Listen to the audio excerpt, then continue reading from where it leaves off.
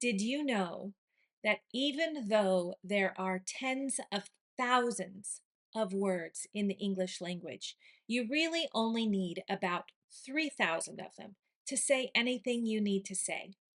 I'm teaching 3,000 words in 3,000 days. Stick with me and you'll get a new word every day.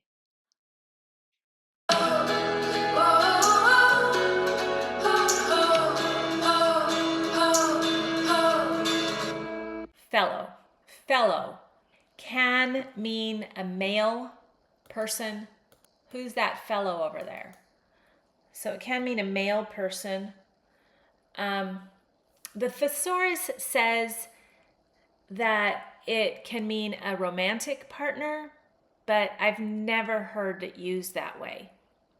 So I would say no to the romantic partner thing.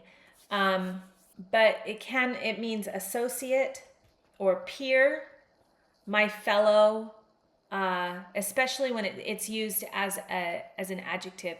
My fellow teachers means the other teachers like me are peers. It can mean companion, buddy, or a classmate. Counterpart. So a counterpart is the person that is like you but on the other side. For example, I'm a program manager at an international school, and I have a counterpart. There is another program manager. He is my fellow program manager. The two of us work together. All right, so fellow. He's a good fellow. So this is a noun. He's a good fellow who always helps his neighbors without expecting anything in return. Fellow is a friendly and informal way to refer to a man. It's usually a warm, kind person when we talk about a fellow. She was awarded a research fellowship and became a fellow at the university's Science Institute. So here we're talking, a fellow is a member of a scholarly group or someone who holds a position based on merit and expertise. You're a fellow, especially if you are awarded a fellowship. I think that this meaning of the word fellow comes from the Middle Ages, when in Europe, only men were allowed to study in university. And so they referred to each other as fellows, and that became a university term. So if you are a fellow, that in a university context, then you can be a man or a woman, and you have a certain fellowship. That's kind of a scholarship or an acceptance to study in a certain way.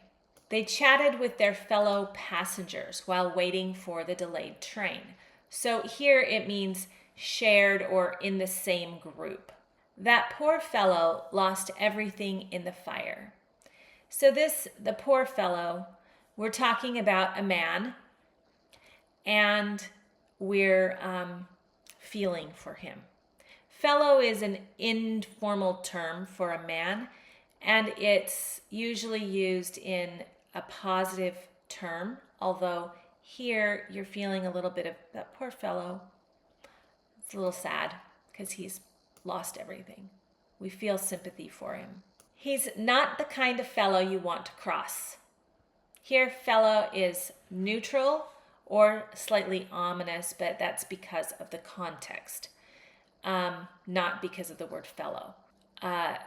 He's not the kind of fellow you want to cross. So this refers to a man again.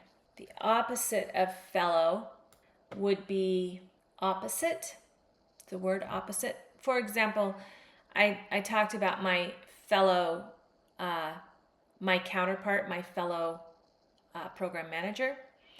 So opposite would be not part of the group, right? The antithesis or the reverse. The noun is fellow. Fellowship can also be a noun. So fellowship, if it's in a academic setting, a fellowship might be something similar to a scholarship. You're brought into the community. Fellowship in church is when you go and make friends with the people and bring them into your community. So a fellowship. The verb is to, there's no verb. Fellow is the adjective. Like my fellow teachers, I want to talk about this experience that I had. And there is no adverb. I really hope that you enjoyed this word. Use it 5 times today, write it down, commit it to memory. And I'll see you in the next lesson.